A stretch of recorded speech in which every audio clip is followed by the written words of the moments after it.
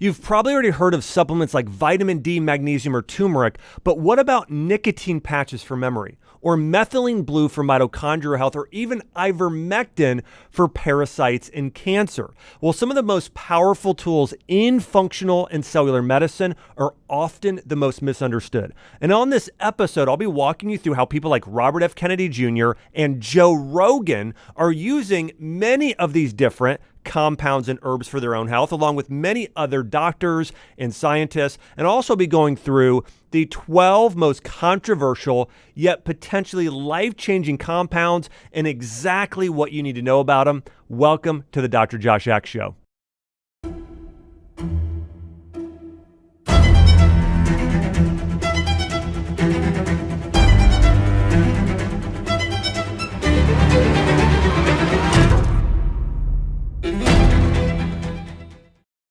So there's this sort of gray area in functional medicine that includes compounds that straddle the line between medicine and biohacking, or even between being controversial and cutting edge. And these include ingredients like peptides, THC from cannabis, psilocybin, colloidal silver, creatine, ivermectin, hydroxychloroquine, nicotine, and so much more. And on today's episode, I'll be diving deep into all of these individual compounds, saying which ones you should consider, which ones you should stay away from, and the right dose and the things you need to know about exactly how to take them. And also make sure to stay on until the very end, because the last compound I'm going to talk about, I can't even talk about on YouTube. You're not going to want to miss that one. And all of these ingredients have one thing in common.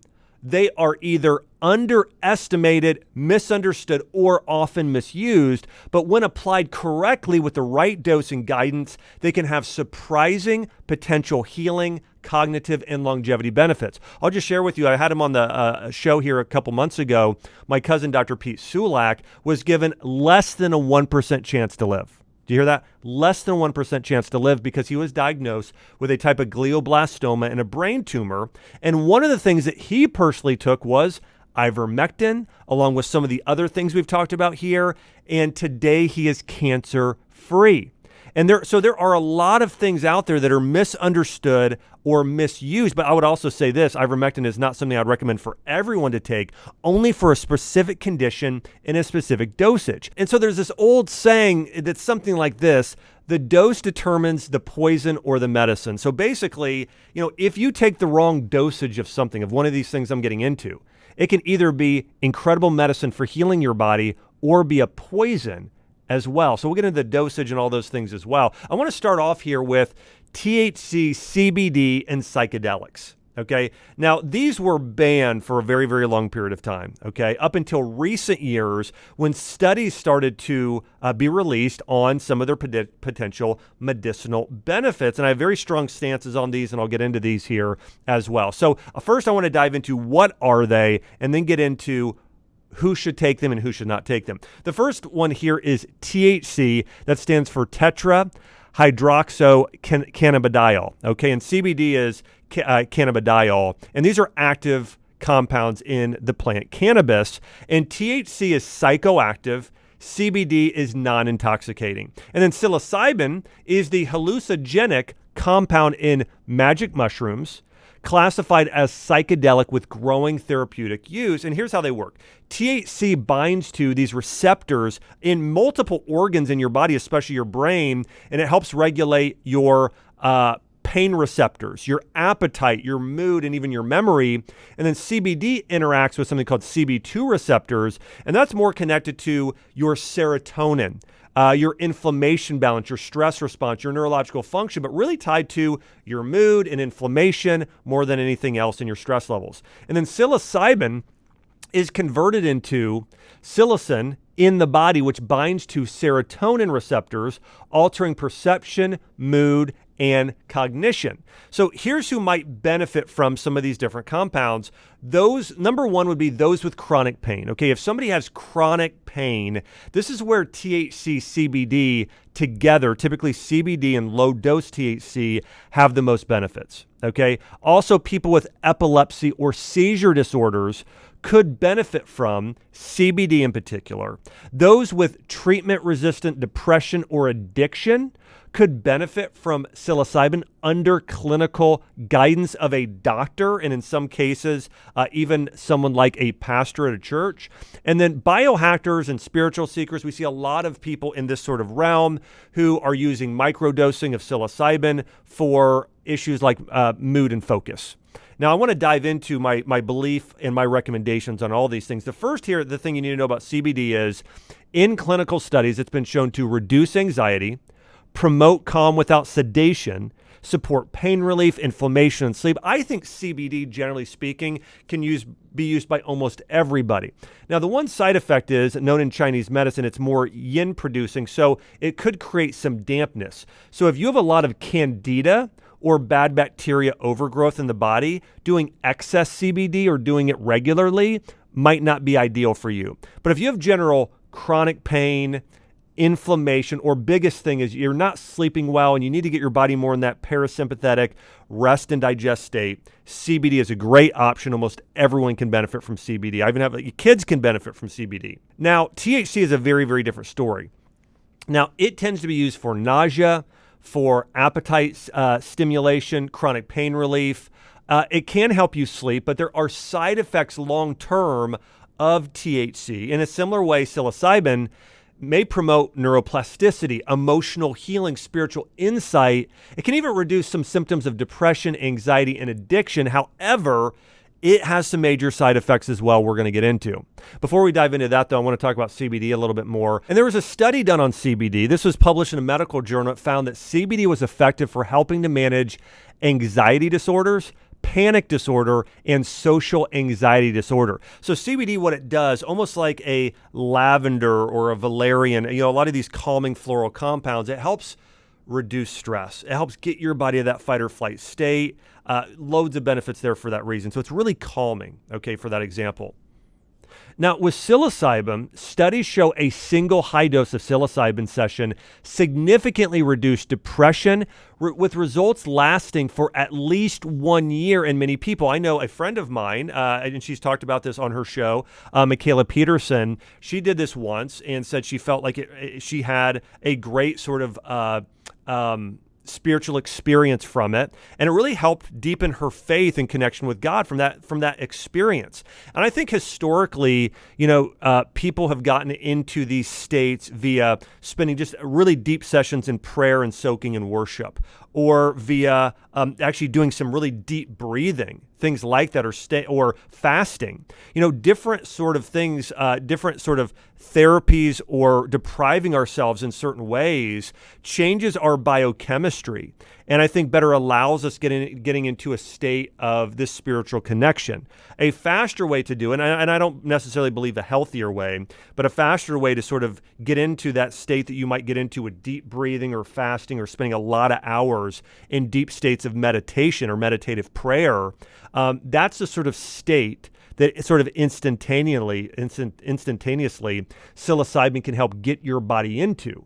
And I can tell you some of the most sort of euphoric, deep and meaningful times of my life is when I've spent time sitting there listening to praise and worship music in prayer and really asking God and the Holy Spirit to speak to me. And it took a lot of patience. Fasting was another time of doing this while doing meditative prayer. But I felt like I had a deeper spiritual experience when I was, again, fasting or spending hours in prayer or spending a long time in meditation by myself in peace and quiet. I felt like I was able to better dip into some of those states while doing that. Again, psilocybin is sort of a shortcut there. And again, I don't think it's necessarily a better shortcut, but I think for some people, again, who have maybe been through some major trauma in life, it could make sense as a therapy under the guidance of a physician. And when you look at the medical literature, by far the biggest benefit of psilocybin is for when somebody has been through an incredibly traumatic experience and has post-traumatic stress disorder, okay, PTSD. That's where if I'm going to say there's evidence that psilocybin could be used as a medicine under the guidance of a doctor, and sometimes bring in a pastor or somebody spiritually to counsel them as well to get the greatest benefits. It's really those with PTSD And I'll give you an example of this. I've known people that have gone through war and had post-traumatic stress disorder. I have a family that I know who lost a child, and this was really the thing they felt like helped them heal and overcome. Even after years of counseling and therapy and being in the church and doing a number of things, they felt like that doing this with a spiritual, a pastor and with a doctor walking them through it, this helped them heal. So all that being said, I think that there are benefits. However, I also want to tell you another story. I had somebody I knew who said, hey, I'm going to go and do this on my own, okay, this psilocybin. And he ended up somewhere lost in the woods and ended up getting a divorce as he went through this because he ended up getting addicted and having all these issues. So I just want to say here, I do think that when it comes to these types of medicine, even though they're found in nature and more natural, there are major side effects in what it does to the psychological system. And that's why if you're going to ever use something like that, and only because you have an issue like PTSD, then do it under the care of, I think, ideally simultaneously, a doctor and a pastor. And at the same time, when you're using it, partner it and couple it with these other therapies like prayer, like deep meditation, like spending time soaking in the right music and really connecting with God. I think that that's the way that it should be used, and only for a short term, as a short-term treatment, not as something to do on a long-term basis. But again, the research shows for PTSD specifically, psilocybin does have benefits in that way. Now, when it comes to CBD, it has almost no side effects, okay? Again, can it cause a little bit of excess dampness? It can interact with a few select medications, but very few. But CBD is something almost everybody can use. And then THC, I believed, is really best for use only in small doses combined with CBD for chronic pain and for those with insomnia. Now, long term, I do want to say THC is going to have some side effects, and I want to get into what those are in just a moment. But this, we know the short-term side effects are anxiety, paranoia, risk and dependency, impaired memory, impaired judgment. There's all kinds of side effects there of THC. And I would say use it cautiously, and part of it is the dose as well. With CBD, I tend to recommend starting off with about 10 to 20 milligrams per day, and then getting up to about 50 milligrams per day for some people.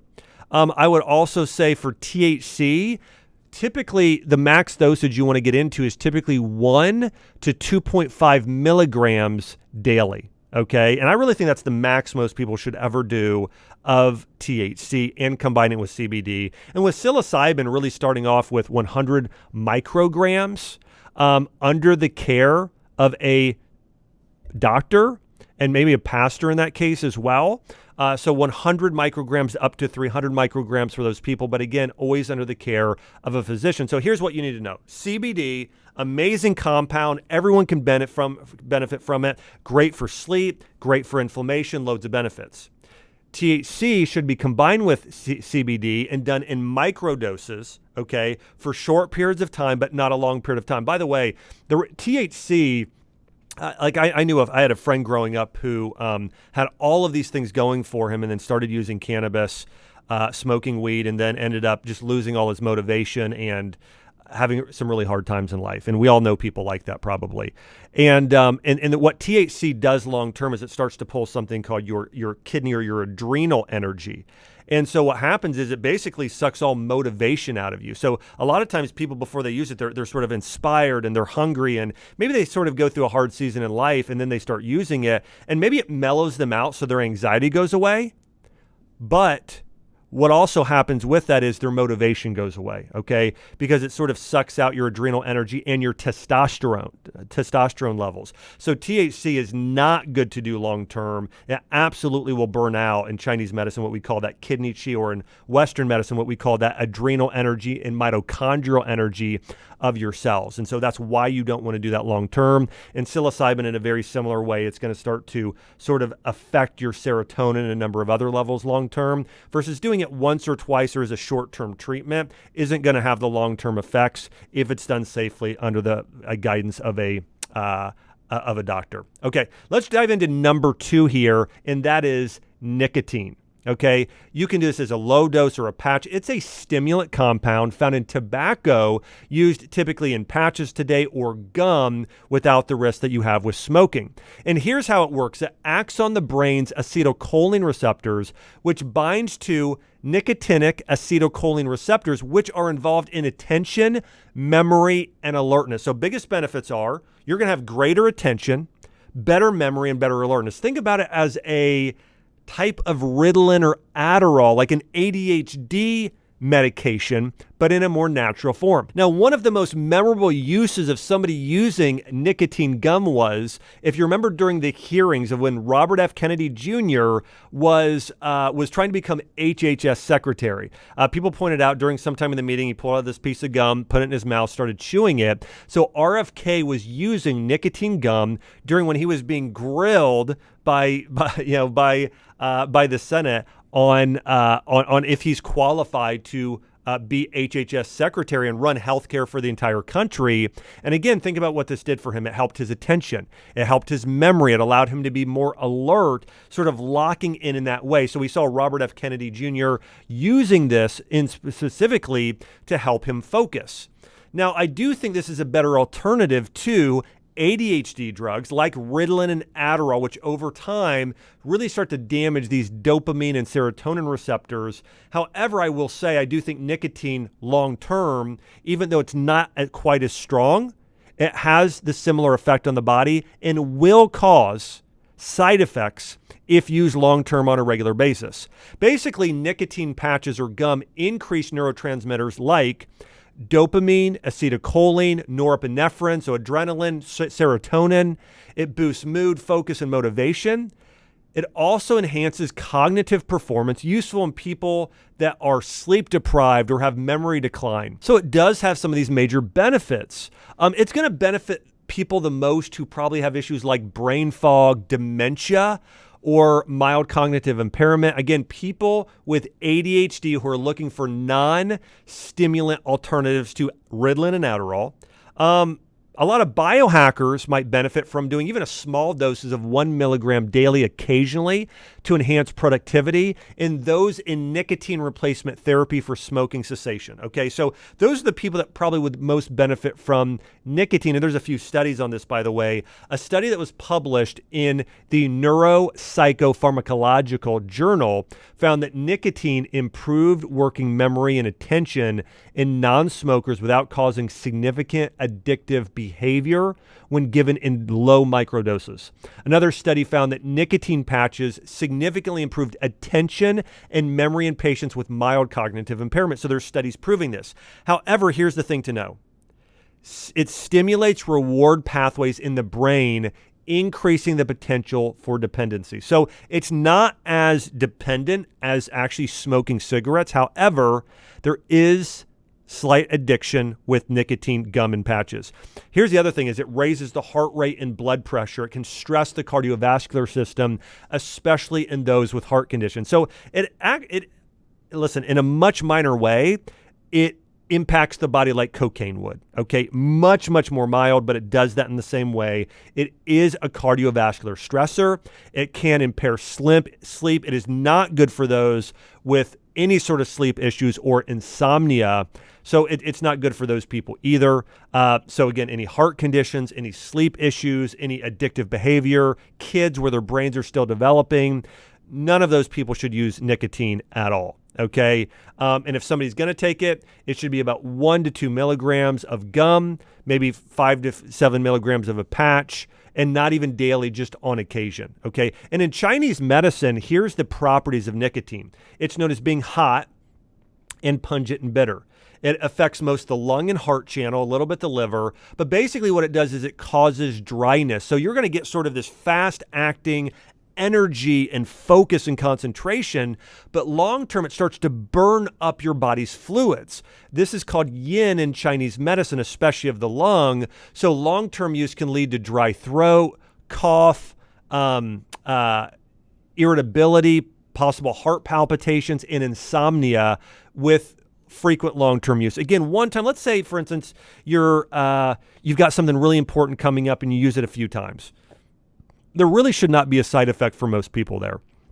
However, long-term use is not healthy for nicotine. Again, here or there on occasion, once a week, something like that, most people are going to get away with. But daily, it will dry up your fluids, causing lung qi deficiency in Chinese medicine, heart fire in Chinese medicine, and other health problems. So again, boosts yang long-term, depletes your body's yin, which most people are deficient in the first place. So not great long-term, but okay as a short-term sort of nootropic.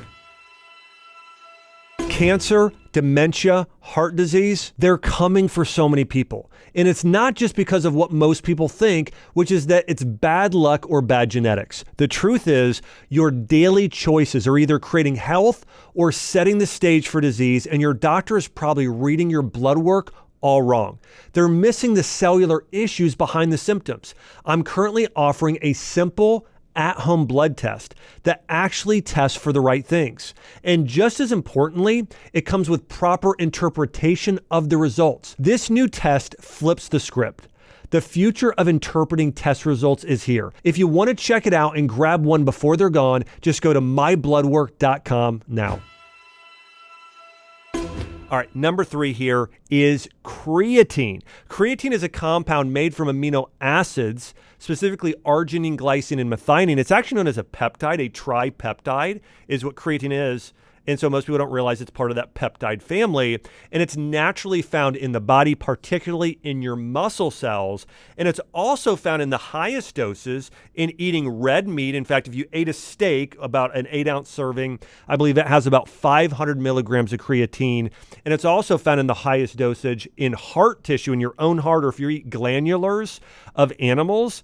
That's the highest in terms of an organ meat in creatine itself as well in the heart. Okay, so has benefits for the heart and the muscles in particular. And you probably know this, but your heart is essentially a muscle pumping blood and working actively all day long. Now, here's how it works. It increases a type of creatine in your body called phosphocreatine. This is stored in your muscles and it allows faster ATP regeneration in the muscle source. So this is why it increases strength, it increases stamina. There's a lot of benefits. So it boosts muscular power, short-term bursts of energy, and cellular hydration. In the brain, it supports mitochondrial function and may protect neurons from oxidative stress. And it can also, one particular benefit, cross the blood-brain barrier, aiding brain energy and metabolism and function. So really the biggest benefits are for your musculoskeletal system, for building muscle and strength, and for supporting brain health. Biggest people who will benefit: athletes and bodybuilders for improved strength and recovery, older adults with muscle wasting and cognitive decline, people with depression or fatigue-related disorders, vegan and vegetarians who get almost no creatine in their diet because they're not eating meat or red meat in particular, and those with certain neurological conditions like Parkinson's and Huntington's disease, creatine can benefit. But biggest benefit here, and by the way, I use creatine on and off. I typically do about for a while I did 1 gram daily. Sometimes I do 2, but typically I try and do it more in a dosage, maybe a little higher than what I would normally get from if I were doing a lot of organ meats or food. Now, I also do heart glandular on a regular basis. I get red meat on a regular basis, but I do typically about, 1 to 2 grams, let's say about 5 days a week, something like that, is what I tend to do. And I notice a difference with sort of muscle mass and strength when I am using it. And that's typically why I use it. And a little bit with maybe mental endurance as well, sort of the big benefits there as we talked about. And by the way, there are great studies on creatine. There was a meta-analysis where they've brought together multiple studies that was published in a nutrition journal, and it found to have a big improvement in short-term memory and reasoning in healthy adults. Another study found that it actually improved the response of SSRI antidepressant drugs in women with major depressive disorder. So actually combining creatine with other things that are good for depression, like omega-3 fatty acids and St. John's wort, is a great combination for depression. And then, of course, we know there are great studies on it supporting muscle and strength. Now, here are some of the cons for some people. It causes you to hold more water, so water retention, which for some people is causing them to gain weight. But if you're really focused more on building muscle, which we should be, that's really not much of an issue. For some people with sensitive gastrointestinal tracts, it can cause some mild gastric discomfort. In some people with kidney issues, it can cause mild kidney stress, so it's not recommended for anybody with kidney disorders. And here's one other thing. The overuse, if you're doing 5 milligrams every day or 10 or 20 milligrams as some people do, it's going to blunt the body's own creatine production. Your body does produce some of this peptide on its own. And so again, it's not always more is better for most people. Typically, the typical dosage is around 1 gram to 5 grams daily of a creatine monohydrate. That's the studied and the safest dose for most people. Now, some people go up to 15 to 20 gram loading phase. In fact, there's a famous golfer named Rory McIlroy who was having a conversation with somebody that was overheard on camera, and he told another golfer he uses about 20 grams daily. Okay, so these very, very high doses, and of course for a golfer, it's going to help with power, it's going to help with strength, hitting the ball farther. It's also going to help with his focus and his memory on being able to hit the ball well. So again, this is something that can benefit athletes. I will say though, here's another side effect. It can cause cramping. And if you are going to use creatine, you want to really increase your hydration, probably do some electrolytes, extra fruit, extra water, especially if you're an athlete that's sweating a lot. And it's best taken with food and water for increased absorption for anybody taking creatine. But I do think overall, of all the things I'm covering, it's probably the safest and most effective for the general population with major, major benefits. Number 4, controversial supplement and compound I want to talk about is methylene blue. So methylene blue is a synthetic compound first used as a textile dye in the 1800s, later developed for medical use. It is FDA approved for a couple specific conditions, but now it's gaining greater popularity for its benefits for the brain and mitochondrial health.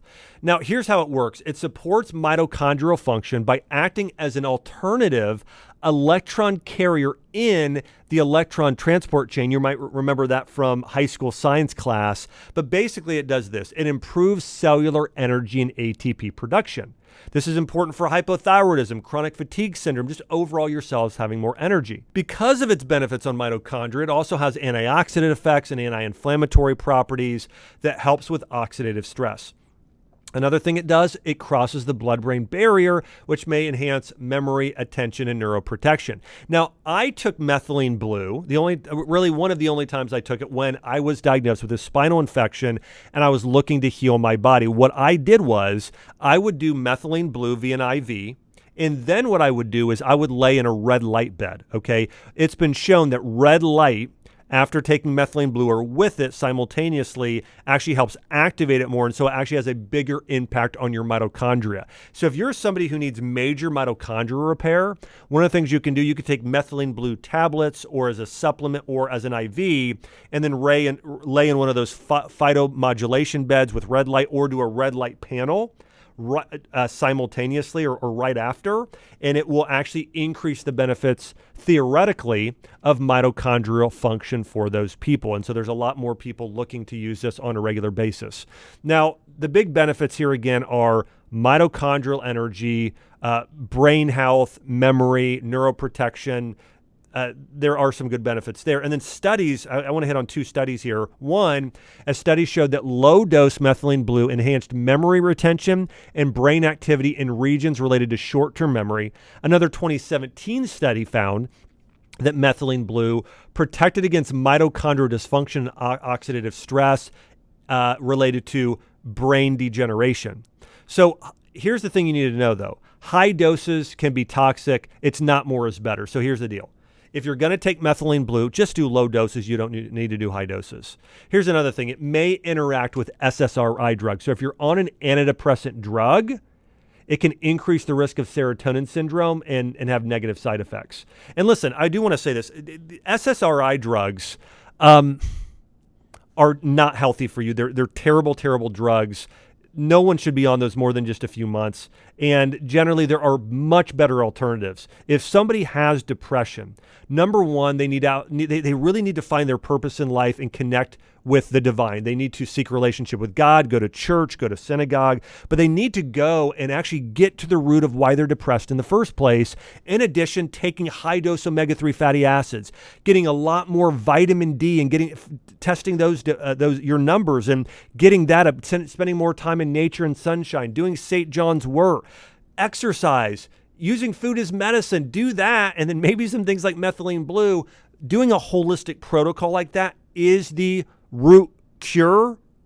SSRI drugs are not a good solution. They have major side effects long-term. And one of the other major side effects of methylene blue, which really is not harmful, it's harmless, but surprising for some people, is your urine will turn blue or green, okay? I had this happen. My urine was blue when I took methylene blue as an IV when I had this spinal infection. No real issues there, but that is how that is a side effect. And then who should avoid it? Again, anyone on an SSRI drug or any sort of serotonin-based medication. Those with a G6PD deficiency, this is a rare enzyme disorder, and those who are pregnant or breastfeeding as well. So again, I think methylene blue in small doses on occasion for specific conditions can have benefits, especially when combined with red light therapy. Really, I think your body just needs 0.5 to 2 milligrams per kilogram of body weight is really all your body needs. And it's not needed to be taken long-term, just intermittently as you would do a cleanse for some general benefits is the way you want to take methylene blue. Next up is Ivermectin. Now, this is an anti-parasitic medication traditionally used to treat infections like river blindness, scabies, and intestinal worms. So parasites, specifically nematodes, is where it's most effective. And recently it's explored for its antiviral, anti-inflammatory, and immune modulating effects in functional medicine. Now, you might remember back years ago when CNN tried to disgrace and shame and discredit Joe Rogan. And so I remember this, and you might remember this very well as well. Joe Rogan covered this on his podcast, that CNN had these big headlines, Joe Rogan uses horse dewormer, okay? And so they tried to discredit Joe Rogan, saying that he took this when he had COVID-19 to help himself heal and recover. He was getting some consultations from a medical doctor who said, hey, this is a good thing to take to combat COVID, and CNN trying to discredit him. Now, listen, yes, it actually is used as a dewormer and an anti-parasite in animals. So are a lot of things, everything from oil oregano, which is natural, to thyme, to black walnut. So just because it's used in animals doesn't mean it's not greatly beneficial in humans. And ivermectin, again, was originally used as an anti-parasite drug for humans, okay? And today it's used both for humans and animals to help kill parasites. The way it works is it binds to glutamate-gated chloride channels in parasites, paralyzing the parasites and killing them. And in humans, it exhibits anti-inflammatory effects and may reduce cytokine production, which are these inflammatory compounds that are created in the body. And it's shown to inhibit viral replication in some cell studies, though human data remains mixed. And this is why many doctors recommended both ivermectin or sometimes hydroxychloroquine in people who were dealing with COVID-19, because both of those compounds have antiviral properties. Now, who is going to benefit from ivermectin the most? Here's what you need to know. Number one, it's going to be people with parasitic infections. That's who I recommend it for generally, is people with parasites. I mentioned earlier my cousin who had a 1% chance to live. The reason they believe he was diagnosed with brain cancer was he did mission trips for 20 years to India and Pakistan. They believe he got a parasite. It was in his body for 20 plus years. And studies show that if you have a parasite, your chance of cancer goes up dramatically because your body has to spend so much energy dealing with the parasite that it can't effectively kill cancer cells. So then if you kill off the parasites, well, now your body can better fight cancer. Okay, so the number one benefit of ivermectin is anyone who has a parasitic infection. Now, there are also some studies and theories around it being beneficial for rosacea or inflammatory skin conditions. This is for us off-label use. Also potential use for certain types of viral infections like COVID and for chronic inflammation. And basically, again, it's a broad spectrum antiparasitic. It's the most effective for a type called nematodes. Also benefit if somebody has a mite infection, ivermectin is used as well. Now, there's a 2021 study that was published in the Journal of Frontiers in Pharmacology, and it noted that ivermectin's anti-inflammatory and potential antiviral effects need to be studied even more because so many people talked about its benefits for COVID-19 and them experiencing quicker healing because of it. Research also suggests ivermectin can regulate signaling pathways involved in cancer development and promote programmed cell death of cancer cells. So here's the deal about ivermectin. It is very controversial, but we do know it is beneficial for parasites. Okay, so if you have a chronic parasite infection, ivermectin is something you should consider. If you have a parasitic infection and cancer, it's absolutely something you should consider. And also potentially for certain issues like rosacea, it may be considered as well. If you are on blood thinners, you've got to be very, very careful with something like ivermectin. It's contraindicated in its use. And then, of course, if you're pregnant or breastfeeding as well, not something you want to use. But again, I had somebody reach out to me recently. They said, Dr. Axe, should I be taking ivermectin as a supplement? Somebody was trying to take it as like a longevity supplement. I said, listen, absolutely not. Listen, ivermectin is not a vitamin, okay? It's a medication. Now, it is more of a natural medication, maybe more attuned to something in nature than some other medications, but it still is a medication, and it shouldn't be used as a supplement, okay? Really, the only people that should use it, in my mind, are those people when you know you have a parasitic infection, okay?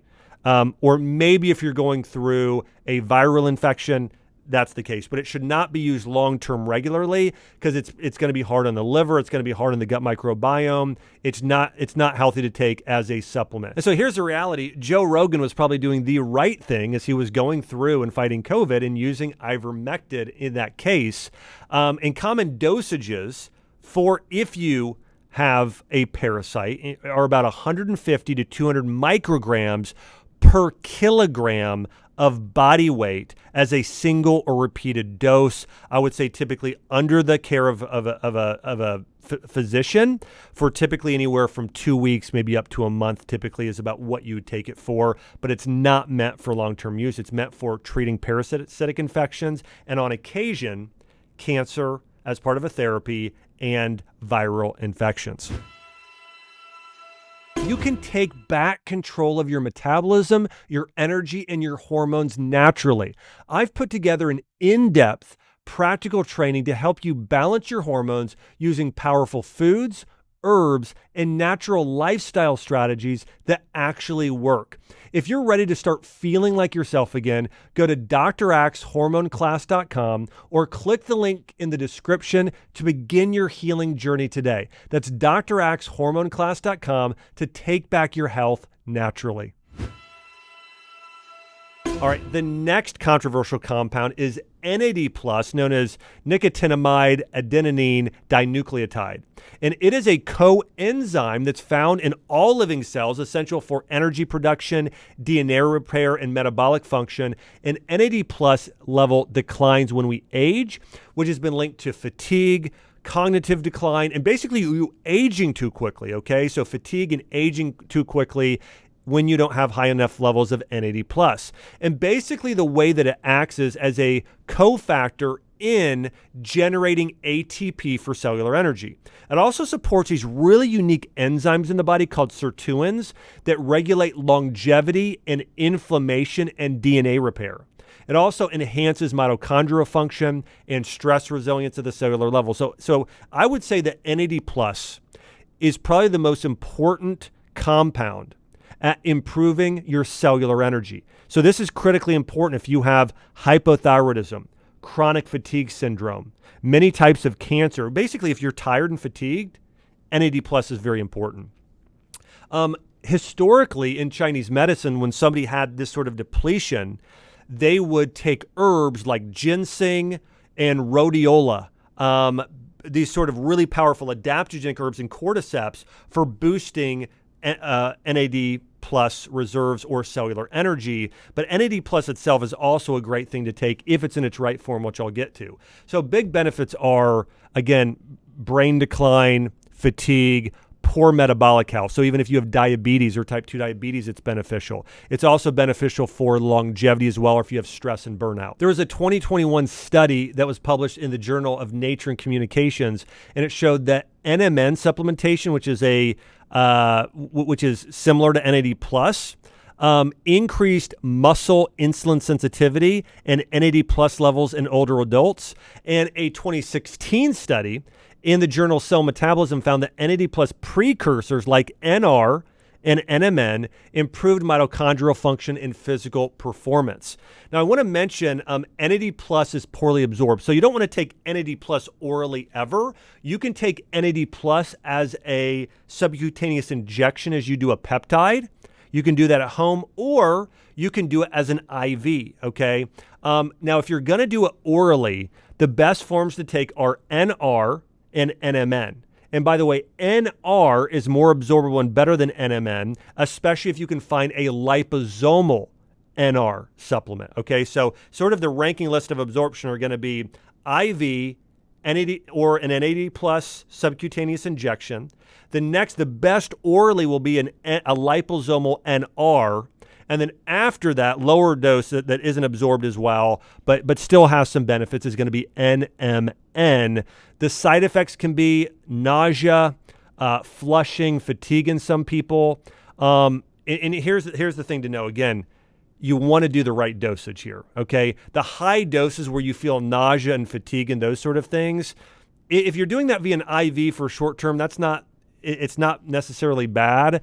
If it's a couple times, but overall, you don't want to feel that strong sense of nausea or almost fatigue afterwards. It's basically like this. And I've done this, by the way.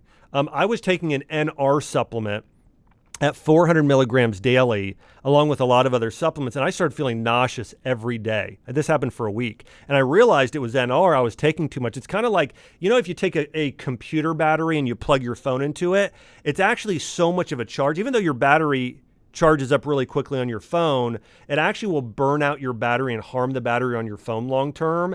It's sort of like, it's just too much. It's like caffeine. It's like, okay, a little bit's okay. Too much actually will harm your body. The same thing with NR. For some people, especially, by the way, if you have an MTHFR gene mutation or gene variant, you probably want to do closer to 150 milligrams daily of NR, okay? That's going to be probably the ideal dosage for you, and taking it with like a CoQ10. That's going to be better than doing higher doses of NR. So remember, not more is better. For you, if you're a very sensitive person to B vitamins, or you feel nauseous easily, or again, you have this sensitivity, 150 milligrams of NR, or 250 milligrams of NMN, or if you feel like your body can handle a lot and you don't get any nausea at all, then you could do upwards of 300 milligrams there of the NR supplement, which is that precursor to NAD+. But I would say for mitochondrial function, I did blood work recently, and after I was coming out of my spinal infection, I couldn't move for the year. I was just, it was a lot of stress on my body. And the biggest thing when I did a blood test that was deficient was my mitochondrial function was harmed. And part of it was I had to do an IV antibiotic for a few weeks. Even though I was supposed to do it a few months, I was glad to be able to get it down. But it's still, if you ever take an IV antibiotic or a lot of medications, that really damages your mitochondria. So that was the thing that was most deficient in me. So that let me know that I really needed to increase and focus on getting my NAD plus up. So what I did was, on occasion, I'll get a IV or do an NAD plus a subcutaneous injection, and then I'd take 150 milligrams of NR regularly. But again, this is sort of controversial. Like NMN was sort of banned for a while, and so was NR and NAD plus, and now people are doing it again because there's not a whole lot of regulation on it. But overall, for mitochondrial health, if you know you need to heal your mitochondria, doing an NAD plus IV or a precursor supplement like NR has major benefits. Number 7, in terms of supplements and compounds that you can benefit from, that there's all this controversy around, are peptides and bioregulators. Now, peptides work by binding to specific receptors, triggering beneficial physiological responses by the body, and they really act on your body as certain compounds in foods and herbs would. We know peptides occur in the highest levels in organs and glands. And this is why I think this sort of trend of eating more organ meats and glandulars is such a positive thing. In fact, if I had to rank my top 10 trends over the past 10 years that people could benefit from, getting organs and glandulars are at the top of that list. Very, very high on the list. And it's because it's something that we're really missing today. You know, our ancient ancestors would have eaten, they wouldn't have just eaten the muscle meat and thrown out the liver. No, they would eat liver, or they would dry it and use it as medicine later on. Okay, so there are all these benefits of organs and glandulars like liver and kidney and heart and others. And peptides basically are extracted from organs, or they are synthetically created as the same peptides that you're going to find in organs and glandulars. For instance, BPC 157 stands for Body Protective Compound, and it is a peptide that's created it's found in your stomach acid and in your stomach lining and duodenum, and it promotes tissue healing, gut lining repair, and angiogenesis, so the formation of new blood vessels. So think about this. When your stomach acid creates all this acid, part of also what it has to do is heal and protect the gut lining with that acid that's created, okay? So what it does is it helps regenerate and heal stomach lining tissue, which is also going to help when you take it as a supplement, heal and regenerate your stomach lining tissue. In fact, the thing I like BPC for the most, BPC 157, is if somebody has inflammatory bowel disease where they have damage to their gut and their colon. That's the number one where it's most effective. Number two is any other injury in the body. It could be a herniated disc, it could be knee pain, but any other sort of thing where your body needs tissue repair and regeneration, BPC 157 has major benefits. So peptide, that's just one of many peptides with so many benefits. I love thymulin and thymosin alpha 1 and 11. Those are great for autoimmune disease and boosting the immune system. I love Epitalon. That's a bioregulator that's found in the pineal gland in your brain, and it supports melatonin production. So loads of benefits there. It's also great for longevity and anti-aging. So loads and loads of benefits of peptides. Basically, for almost every condition you can think of, there's a peptide that's going to benefit the body. It sort of goes back to this ancient principle used in ancient medicine called like supports like, or like heals like. If you have a heart issue, you should eat heart. If you have a liver issue, you should eat liver, right?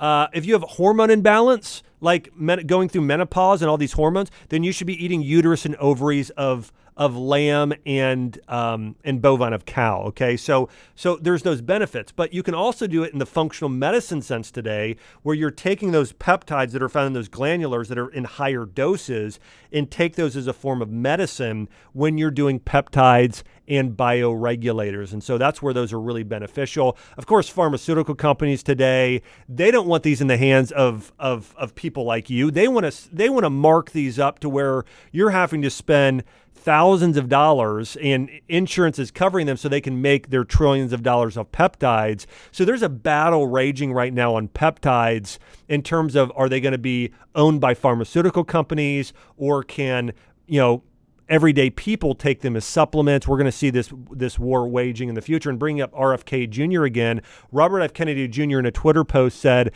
this is one of the things he wants to protect. He himself has mentioned him using peptides. I'm sure the ones here using are things like BPC 157 and TB 500 for slowing age and longevity and building muscle himself.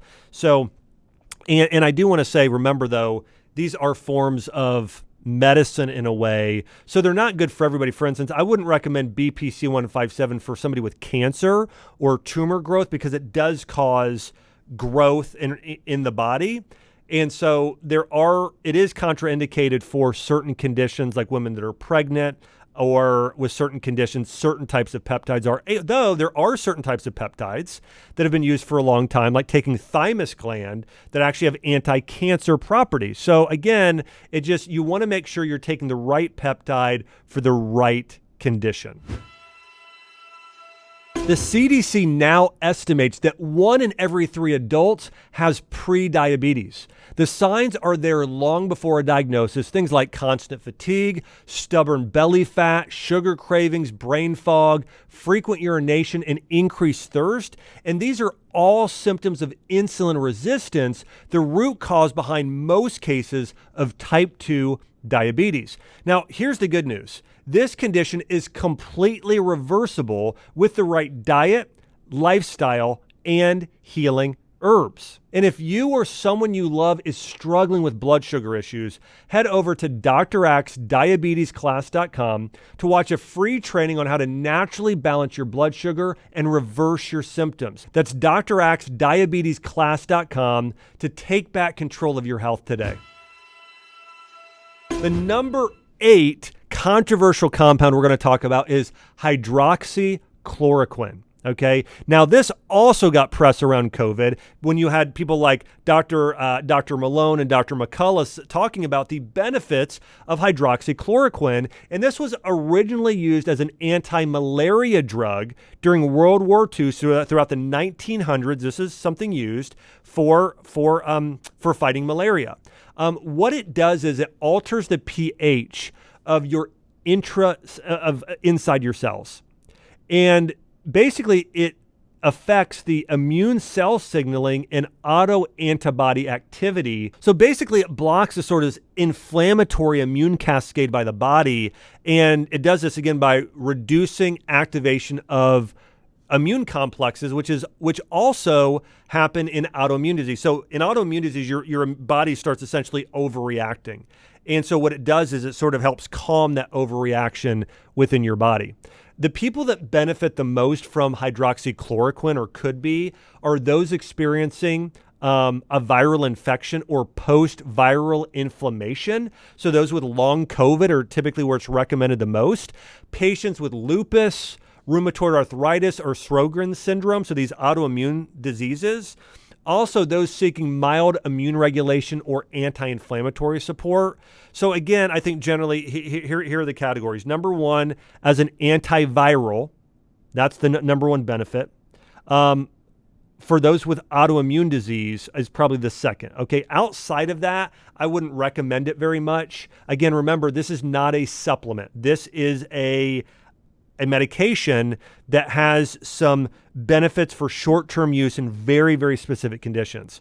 You know, there's a 2023 study published in the Arthritis Care Journal, and it found that hydroxychloroquine reduced disease activity and flare frequency in lupus patients, and those who took hydroxychloroquine had 71% lower odds of active lupus.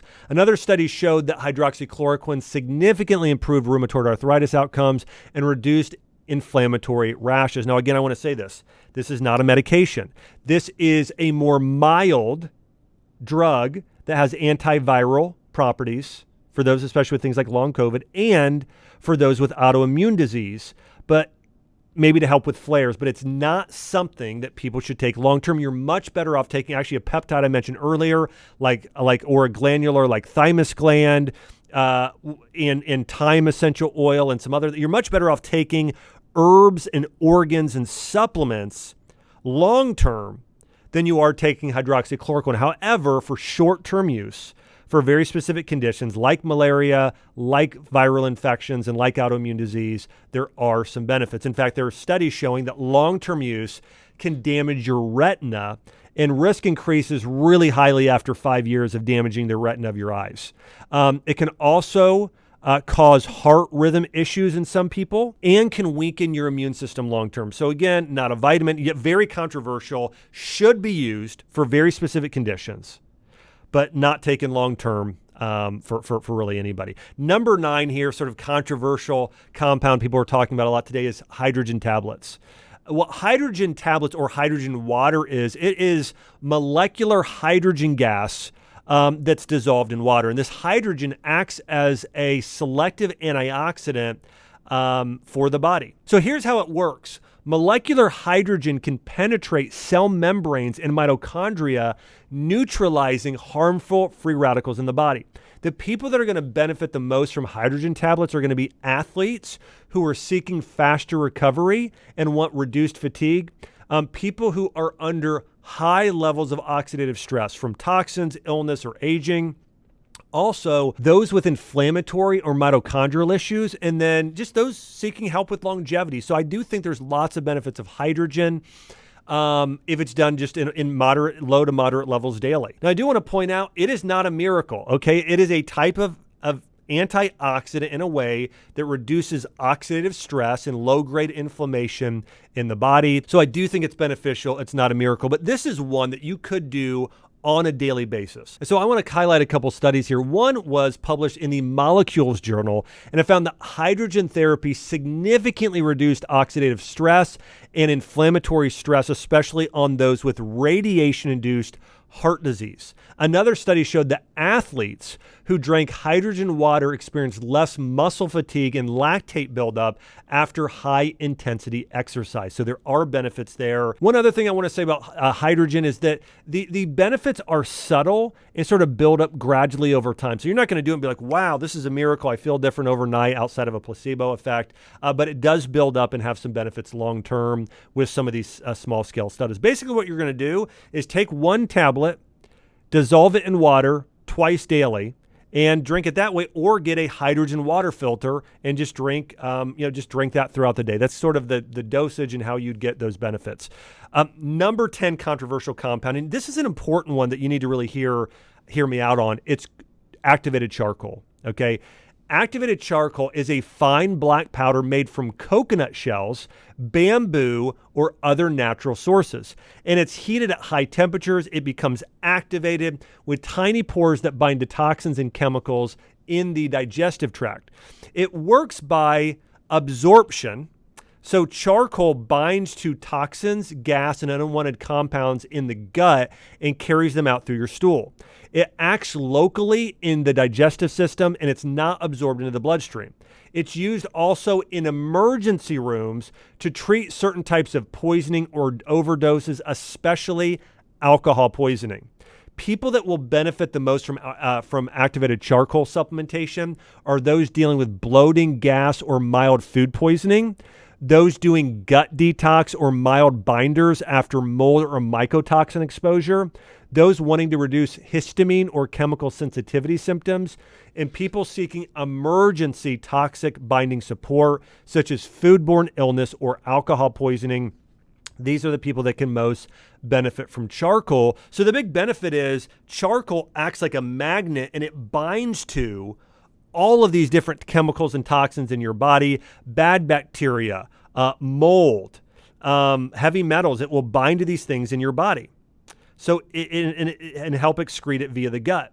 I have had patients do this most frequently when they were going to go have their amalgam or their silver fillings removed. I would have them do activated charcoal the morning of, right after, and the next morning, and then do lots of water and high dose vitamin C. Okay, so I had a very specific protocol with vitamin C and glutathione and activated charcoal when people were getting their silver fillings removed to help bind to any toxin they could be exposed to. So there are benefits there. And I do want to hit on a couple studies here. Research shows that activated charcoal can significantly reduce intestinal gas and bloating after meals in healthy adults. And another study found that activated charcoal can reduce systemic inflammation by binding to endotoxins in the gut, showing promising condition in issues like sepsis and liver disease. Now, but here's the big thing you need to know, okay? This is not something you should take every day.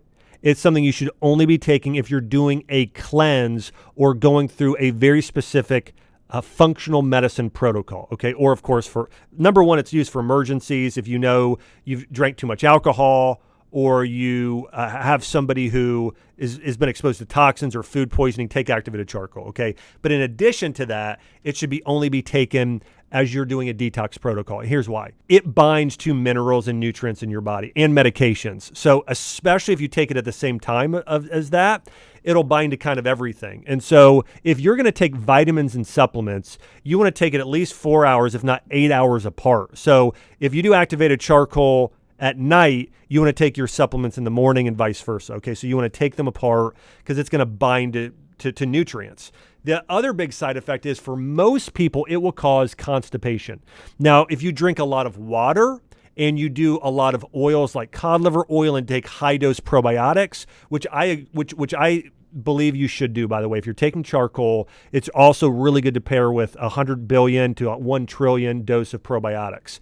But it can cause constipation. It can back you up, which is not what you want if you're toxic, right? So lots of water, lots of foods like peeled apples and pumpkin and in cod liver oil, flax oil, those sort of things to really move your colon. High dose magnesium as well. I would say probably 300 to 600 milligrams daily, along with a probiotic. That's going to help those symptoms of constipation it might cause. But again, it's not a daily supplement, okay? It can interfere with your supplement absorption, your medication absorption, and even the absorption of your foods if it's taken within 3 to 4 hours of whatever you're eating, okay? So just know that. But again, if you've going through a mold cleansing protocol or heavy metal cleansing protocol or temporarily we need to heal your gut, you can do it like that for maybe a month-long protocol as you're going through and doing your healing protocol. Typically, you want to do about 500 to 1,000 milligrams. That's about 1 to 2 capsules is about all you need. And sometimes I try and do it in lower doses by doing about 500 milligrams of charcoal and maybe also doing some zeolites or chlorella or citrus pectin or clay along with charcoal because they might bind to some different things a little differently. So you can do it that way as well, along with all the things I talked about. Remember, lots of probiotics, lots of magnesium, lots of high fiber foods, lots of water. That's going to help with the constipation issues. The number 11 controversial compound is Dasatinib. Okay, this is a senolytic compound for senescent cells. In this prescription cancer drug, which is a tyrosine kinase inhibitor, was originally developed to treat leukemia. In recent years, people have started to use it off-label as a senolytic therapy to clear out senescent cells. And these are these zombie cells that accumulate in our body that cause inflammation and disease in the body. And so it can do that. What this drug does is it targets senescent cells, helping clear them out of your body. Sometimes it's used synergistically with a natural compound called quercetin. And there are studies on these two paired together getting rid of senescent cells. And I will say, I'm not really a fan of this drug. I think we're better off just doing quercetin and proteolytic enzymes and doing fasting and a number of other things to clear senescent cells rather than taking this drug or medication or doing NK cell therapy as an IV. I'm a much bigger fan of those. I do think people could do this in the short term, but again, I think taking a drug without true need is not necessarily always beneficial. Now, let me say this. If somebody has major senescent cell buildup in the body, maybe there is a time and a place to take this, but I do think doing the higher doses of quercetin long-term, the other inflammatory herbs, is better long-term than taking this. Now, again, there are studies showing it does clear senescent cells when taken with quercetin. We saw significant reduction, okay? There are multiple studies on this, and it being especially good for people with fibrosis, liver issues, kidney issues, certain types of autoimmune disease. So there are some benefits. But remember, it's a chemo drug, not a casual supplement. It can cause side effects. And not legal for anti-aging use without a prescription. And so again, I think you're better off doing high-dose quercetin and doing fasting rather than taking this drug in most cases. But if you're going to take it, short-term use paired with quercetin and an ideal diet as well. Well, remember, there are so many compounds, everything from ivermectin to methylene blue to peptides to nicotine to CBD, all these things we talked about. But here's the key. The dose determines whether it's medicine or poison, okay? And the right situation. Listen, many of these things you don't need to take, okay? Unless you have a very specific condition. Now, I do think peptides in particular, creatine in particular, which is a peptide, remember it's a tripeptide, those sort of things you can do long-term. There are many benefits from it. But however, some of these others like ivermectin we talked about, it's very beneficial, but only for those with very specific conditions like parasites because they're very strong and they're only meant to be for specific conditions because if not, there are going to be side effects. And there are the reason I want to do this episode is there's so many influencers online saying, take ivermectin every day, take methylene blue in high doses every day. Hey, I'm doing activated charcoal every day. you should not take those every day long term. It's going to have a side effect on your body. They're not vitamins. They're not herbals. They're not in that. They're not food in that way.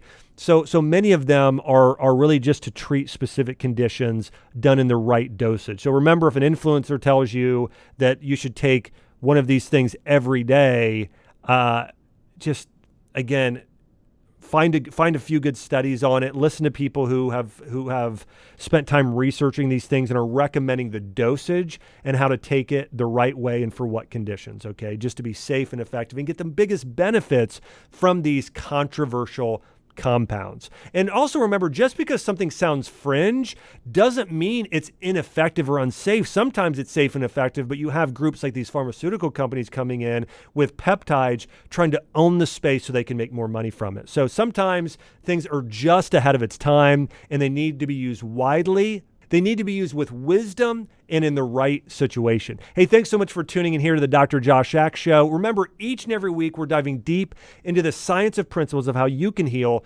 physically, mentally, and spiritually. As we covered, these compounds are often used by some really noteworthy people. We talked about Robert F. Kennedy Jr., Joe Rogan, even people like Andrew Huberman, who have used these at one time or another for very specific conditions in order to help them get an edge. You can do the very same thing if you do it the right way. And hey, do me a favor, help share this show. And remember, there are so many people that don't know the truth about peptides, about psilocybin, about ivermectin, and they need to know the truth. So thanks so much for sharing this episode and helping get the word out.